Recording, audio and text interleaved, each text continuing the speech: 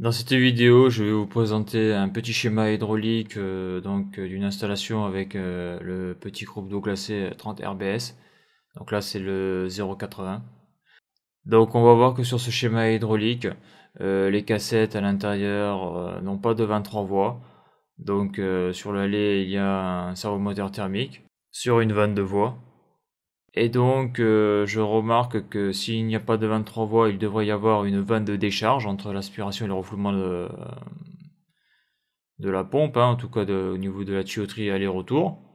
Car justement, le but de mettre des vannes 3 voies ou des 23 voies équintées, que souvent les gens appellent une vanne 4 voies alors que ce n'est pas une, c'est lorsque la consigne est atteinte au niveau de la cassette, le servomoteur thermique n'est plus alimenté, et donc l'eau ne circule plus à l'intérieur de la cassette.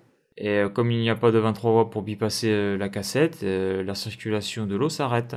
Donc si toutes les cassettes intérieures, donc où les ventiloconvecteurs sont à la consigne, eh bien l'eau ne devrait plus circuler dans le réseau, ce qui fait que théoriquement le groupe d'eau glacée devrait se mettre en défaut.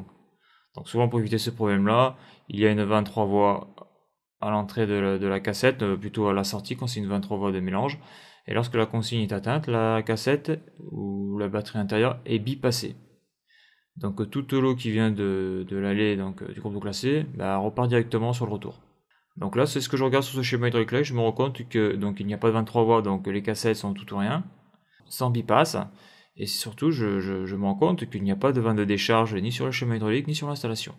Donc je me dis que cette installation là, donc je la découvre, hein, c'est la première fois que j'y vais, eh bien le jour où toutes les consignes seront atteintes, le groupe d'eau glacée devrait se mettre en défaut. Donc là vous avez les deux vannes qui sortent du groupe d'eau glacée, là vous avez une vanne pour régler le débit général.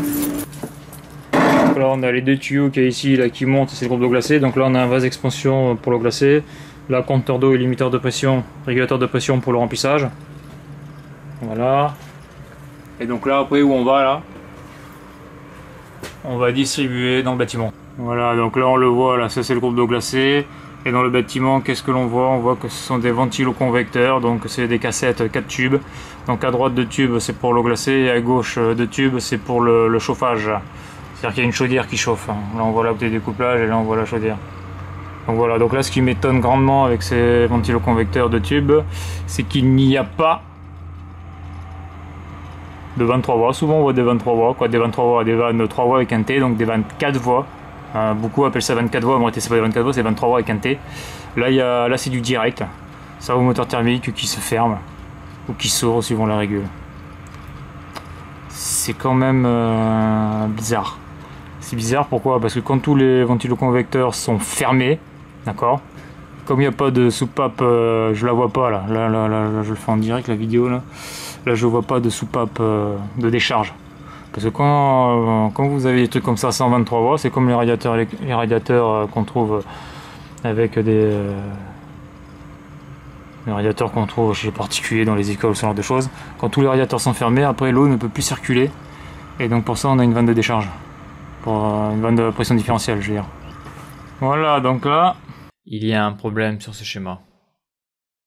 Je ne vois pas la vanne de décharge.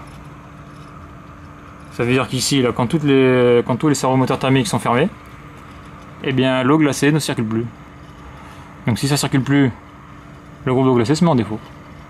Si les sécurités fonctionnent et si elles ont été contrôlées. Quoique là, je vois groupe frigorifique AQL70, c'est pas là le carrier ça. Oh, c'est encore un truc à contrôler quoi. Alors par rapport à ce que je disais en introduction, donc là vous pouvez voir cette photo, une vanne 3 voies. Donc souvent les techniciens sur le terrain appellent ça une vanne 4 voies. Donc moi j'appelle ça une vanne 3 voies équintée, car on peut bien voir ce qui est gravé sur le corps de la vanne, hein, le sens des voies. Donc on voit la voie AB, donc c'est la voie commune, la voie B, la voie A. Donc on remarque qu'il n'y a pas de flèche, hein, c'est-à-dire que cette vanne 3 voies peut marcher aussi bien en mélange qu'en décharge, car il faut savoir qu'une vanne en mélange, qui est prévue que pour le mélange au niveau du clapet, donc il y a un sens d'usinage on va dire, et il y a des flèches. Et donc je vais faire une vidéo bientôt là, où on voit que lorsque le sens de circulation du fluide n'est pas respecté, donc c'est pour les vannes qui sont marquées avec des flèches, et bien la soupape à l'intérieur, le clapet, fait du bruit, clac. Donc là, il n'y a pas de flèche sur ce type de vanne 3 voies avec un T là. Donc ça marche dans les deux sens, que ce soit en mélange ou en décharge. Et donc voilà, donc ce que je disais, donc c'est typique sur des unités intérieures. On a une vanne 3 voies avec un T, donc beaucoup l'appellent une vanne 4 voies, mais ça n'a rien à voir avec une vraie vanne 4 voies. Alors que sur cette installation-là, c'est une vanne 2 voies avec servomoteur thermique, mais sans vanne de décharge. Voilà.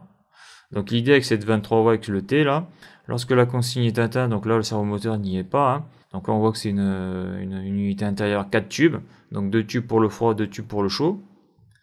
Et donc on voit que lorsque le servomoteur, donc lorsque la consigne n'est pas atteinte, le servomoteur thermique est alimenté et la vanne s'ouvre à fond.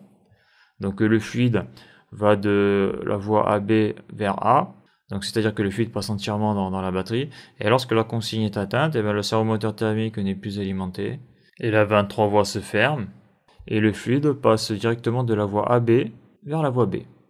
Et donc ne passe plus dans l'unité intérieure, dans l'échangeur, dans la cassette. Donc à noter, lorsque j'utilise le terme de vanne de décharge, on peut aussi l'appeler vanne de répartition ou vanne diviseuse. Voilà pour cette vidéo et à bientôt pour une prochaine vidéo.